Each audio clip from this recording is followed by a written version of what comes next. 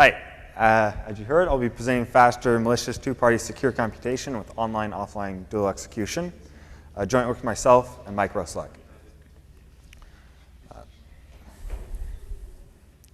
At a high level, secure two-party computation allows Alice and Bob to evaluate a function f without revealing their respective inputs to the other party. Another way of thinking about it is to compare it to the so-called ideal world, where Alice and Bob privately will hand their inputs to a magical black box. This box will compute the function f and hand them back the final result. And furthermore, in this work, we're concerned about malicious adversaries that can arbitrarily deviate from the protocol. So we don't put any restrictions on what Bob can do. And even in this, with this much power, we'd like to say that a Bob in the real protocol can do no more than he would be able to do in this sort of idealized world, where he effectively just gets to choose his input. This could be formalized into saying that for all adversaries Bob, there should exist a simulator. And what this simulator should do is be able to generate a view of Bob's view of the protocol. And furthermore, this view should only depend on Bob's input and the final result. That is, we should be able to generate this Bob's view, without knowing X itself. To make it a little bit more concrete, we present some of my favorite applications of two-party secure computation. Firstly is like private database querying. Maybe Alice holds a database and Bob holds a query, and they both want to keep them private from the other party. And so this can be framed as a classic two-party secure computation, where the query is just simply evaluated inside of this protocol. Similarly, machine learning can be performed by providing private data sets, and then the model is released only at the end without revealing any intermediate values or the data sets themselves. In this work, we build on the Yaos Garble circuit protocol, which at a high level can be thought of as the following. One of the parties, in this case Bob, does what we call garble the function f, and this can just be thought of as computing a sort of an encrypted version of the function. And he hard codes his input into this encryption. And then the two parties perform this sub-protocol known as oblivious transfer, where Alice obtains a sort of a garbled version of her input, sort of an encryption of it, and along with the garbled function, in which she can then evaluate the function and obtain a garbled output encoding. And I'll use this notation of f of x in the box to denote this sort of output encoding. And furthermore, Bob, since he generated the circuit, knows the full possible set of encodings, while Alice just knows this one, which encodes the output. There are several security properties that we get from this protocol, and the first is that Alice should learn no more than f of x, y. And the second one is that this output encoding should have this authenticity property that she shouldn't be able to guess any of the other output encodings. And we'll use this fact later when we start combining this protocol in more complicated ways. So zooming out, Bob provides the function f, and Alice provides her input, and she obtains this sort of output encoding of the function evaluated at their inputs. And this is all she learns. One big problem with this protocol is that it is not secure against when Bob acts maliciously, in that he can provide a different function, in this case g, which just takes Alice's input. And so in this case, Alice will obtain this authenticated output encoding for g evaluated at her input. And there are only a few restrictions on what this g function can be. And for one example, it could just output Alice's input. And if in the larger context of that this protocol is being run, it may be possible that Alice will then show Bob this output. And so Alice would lose all her privacy. And we've definitely lost correctness in that Alice thought she was evaluating the function f of x, y, but in reality she wasn't. And this is not always detectable. Maybe in the case where g is just output x, but in general Bob can be clever about how he constructs this function g.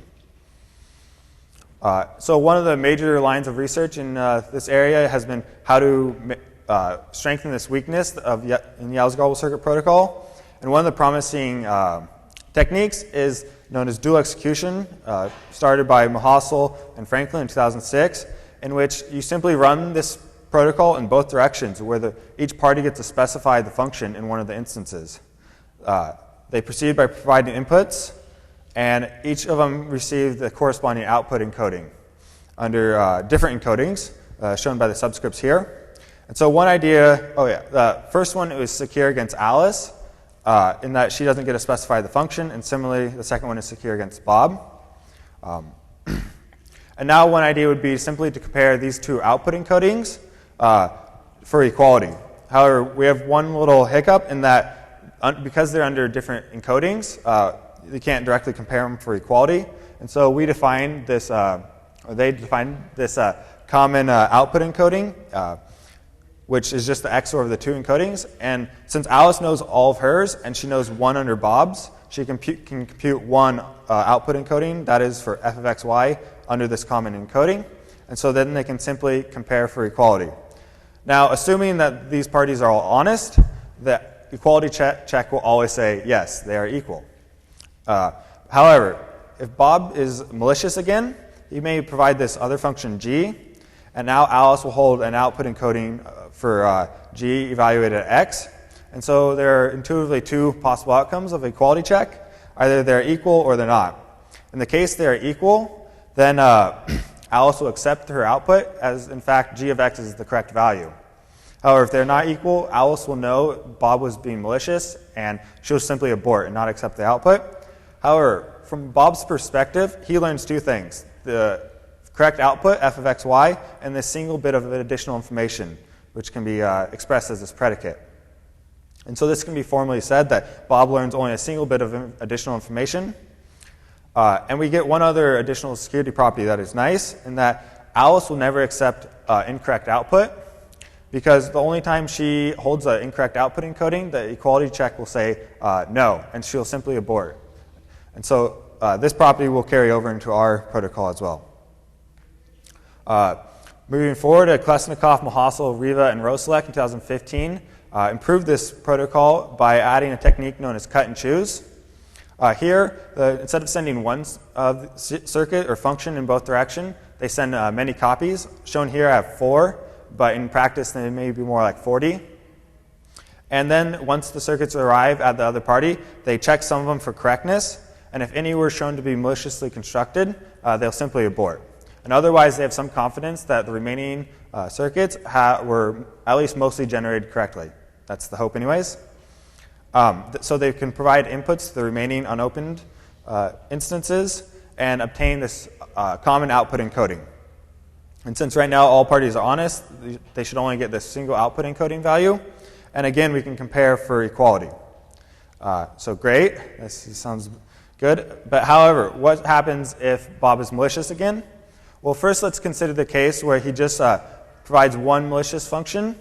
And so all the check circuits, or checked by Alice, still pass, but he gets one maliciously constructed circuit through. And in this case, Alice will have two possible output encoding values, the one for the correct, evaluated on the correct circuit, and this other one, z. And now Alice has a problem in that she doesn't know which output encoding to provide to this equality check. However, if we think about this problem a little bit more, we can think of these two parties having sets of output encodings, and then we simply want to see which one's in the intersection. And this follows from Alice knowing that Bob holds the correct one and only the correct one, and all other ones are unpredictable to him by the security of the garbled circuits. And so we can simply replace this equality check with the private set intersection protocol. In this case, it will output the correct output, and Alice will know which of her two possible values was actually the correct one. And furthermore, as long as there's one correct circuit that makes it through, Bob will learn no additional information. However, if Bob gets lucky and gets both the evaluation circuits to be this incorrect, then Alice may hold two output encodings, with neither of them being equal to the correct value. And in this case, the intersection of these two sets can be the null set. And therefore, this will leak additional information. In fact, we can say that if all the evaluation circuits were maliciously constructed, then this additional predicate, one single bit of information, is leaked, which is do all of the GIs not equal the correct value. And however, this only happens with when all the evaluation circuits are incorrect and all the check circuits were correct. And so it's not hard to see that this happens with probability to the minus s. And so if we send 40 circuits, we get quite good statistical security.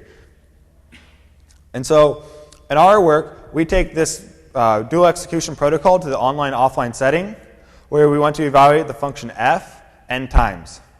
So the two parties construct enough circuits for all executions and send them over. We again do this cut and choose, where you will abort if you see any incorrect circuits.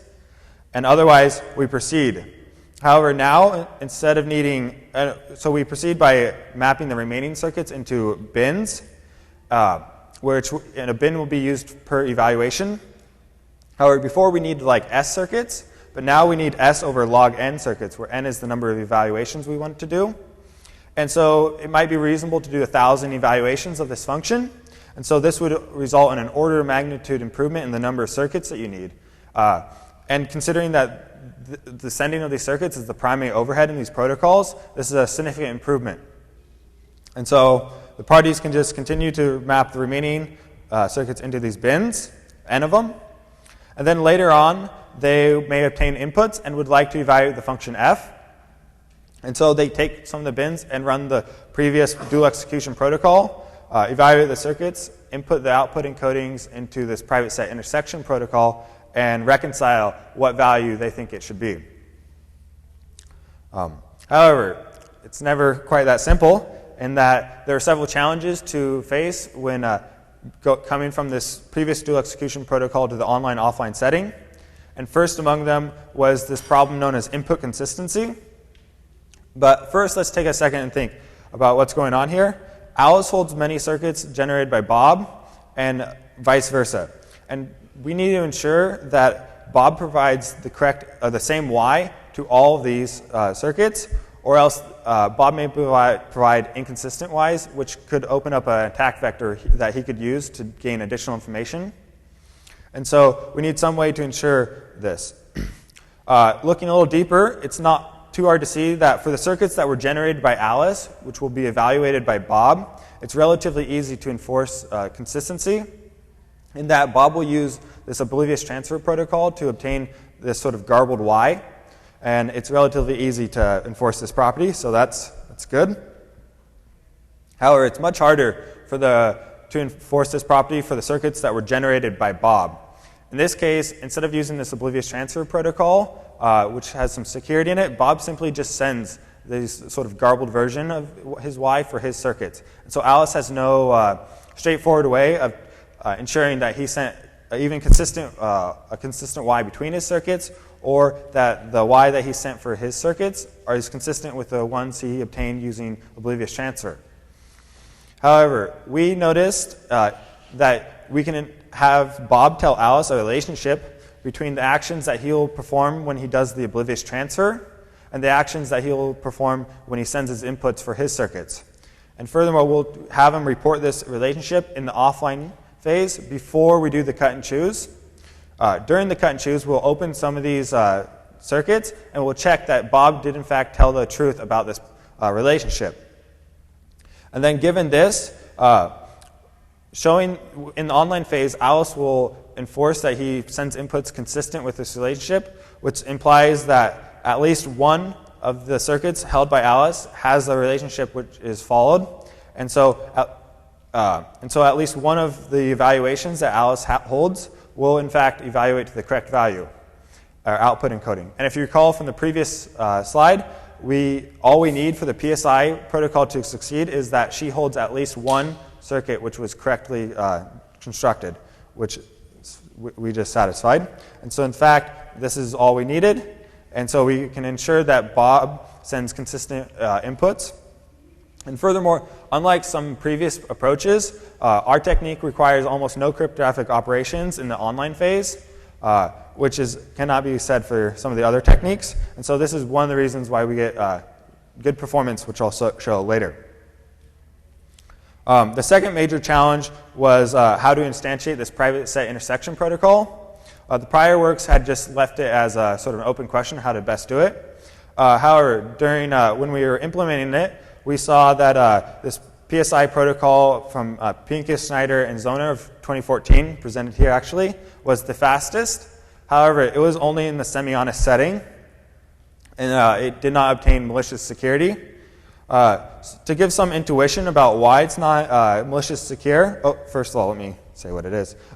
It builds on this idea of if you have a secure comparison between two values, you can build a private set intersection protocol by simply comparing all pairwise, and then just outputting if any of your values equal any of his values. However, to see why it's not malicious secure, we can consider sort of a different setting in that where Alice holds 3 items and Bob just holds 1. And so what Bob's supposed to do is just input his 1 value 3 times. However, it's possible for him for the first comparison to guess that Alice's element was A and provide A for the first equality check. And so Bob will learn that A is in Alice's set. And then because he's malicious, he could switch his input halfway through, provide B to the second equality check, learn that B is in Alice's set, and similarly for the third equality check, he could learn that C is here. So this definitely just violated the sort of security definition of private set intersection, in that the intersection should have at least been, or at most been 1 item. However, Bob just learned Alice's full set. So this clearly isn't malicious secure. However, we noticed that in our setting, Bob doesn't have multiple output encodings which he can provide to the private set intersection protocol. Instead, we know for a fact that he holds at most 1 valid output encoding, and this is the one for the correct value. And so Alice may hold several, but she knows that all of them are unpredictable to Bob except for possibly the 1 correct value. And so this attack of switching inputs no longer applies. And while, so this sort of intuition about why that previous attack doesn't work can be formalized into that sentence that Bob doesn't need, or the simulator doesn't need to extract Bob's input, which is a common property to get malicious secure simulation. But instead, we simply just need to test whether Bob's set holds this 1 special value.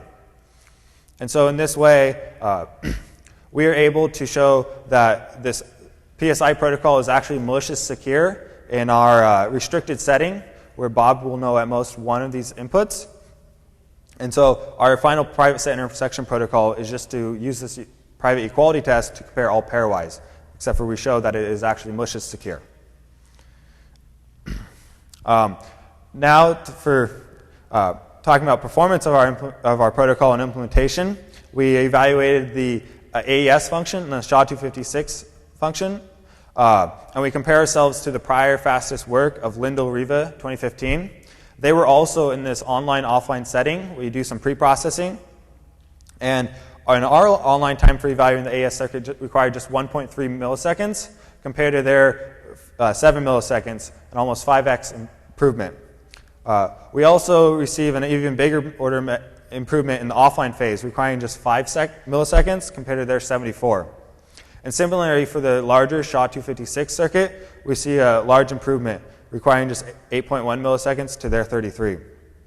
We also compare ourselves to the Damgard-Zachariah work of 2015. While they use different cryptographic primitives to build their protocol, they also receive quite good online times of 6 milliseconds. However, they did not specify their offline times due to requiring some heavy cryptographic operations, and it's suspected to be quite slow. And here is shown sort of the improvement over the last decade of evaluating the AES circuit, just to give you an idea of how big our contribution is. So back in 2009, it took 18 minutes to maliciously evaluate this function.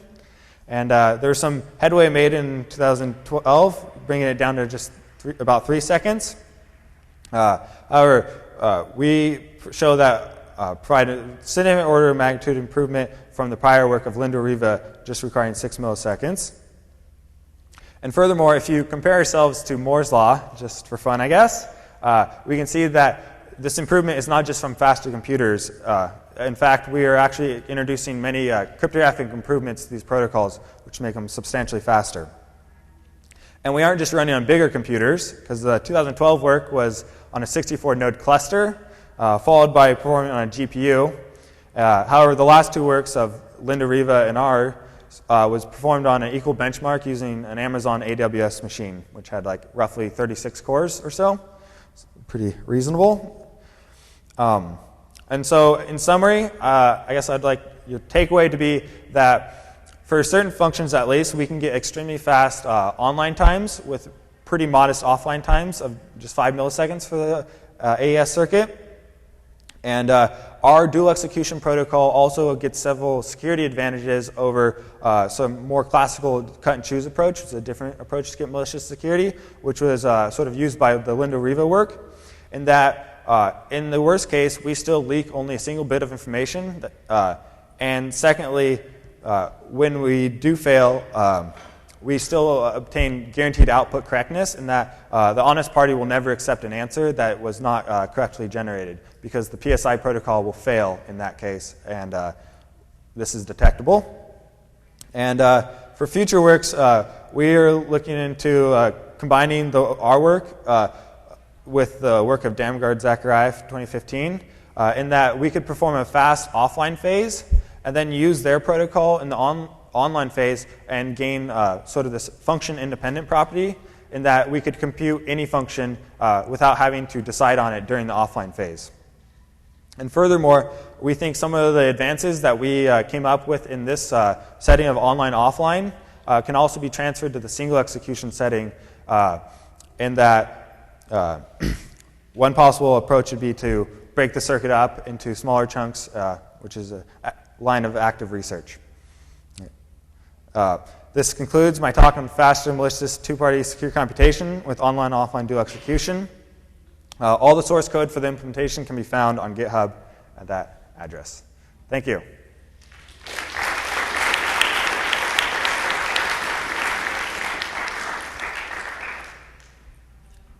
Time for some questions. Hi, Olya Khremenko from Microsoft Research. So yeah, great talk. And so on your comparison slide, you mainly used other multi-party computation methods. So I was just wondering, what would be the baseline? Like if you had no circuits or anything, you just ran AES and SHA-256, how would that compare? AES? Well, AES is implemented in like hardware, so it's like 0 time almost. You can do thousands and thousands of blocks, or 1,000 blocks in a few milliseconds, I guess. Yeah, it's about 7 cycles or so per block. So. Hi, I'm Rui from Indiana University. My question is, when you combine everything with cut and choose, you have 2 different challenges, is check or evaluation, right? Mm-hmm. So what is the cost ratio between check and evaluation in your work? In our work, well, there's some tricks that you can do, which will be a talk, I guess, on Friday. But they're roughly equivalent, I guess. Check circuits are kind of more expensive because they affect our evaluation circuits are kind of more expensive because we're concerned with the online setting, and they can't be amortized away in the same sense that they can in offline. So in some senses, check circuits are cheaper, but in actual amount of work you have to do, the way we do it is the same. Okay, thank you. So I have one question. So this is very impressive work. So this works for a certain class of functions. So can you maybe speculate a little more on sort of how can this be? What kinds of functions can this approach work for, and what is it limited to? Yeah. So the biggest limitation, which I guess I kind of skipped over, is that during the offline, these circuits can get big. And so during the offline, you have to store this circuit, and you have to store it for many executions if you want to get these great parameters. And so, yeah, you definitely run into sort of how much can you store for later use is probably our main bottleneck. And so the AES circuit is relatively not too bad to store, but if you want to do this for larger, big functions on large data sets, it probably wouldn't scale too well. But I also think that's a great opportunity for where you could reapply these techniques to a single execution where you can sort of get away with more if you decompose the circuit. Great. Thank you. So let's thank our speaker again.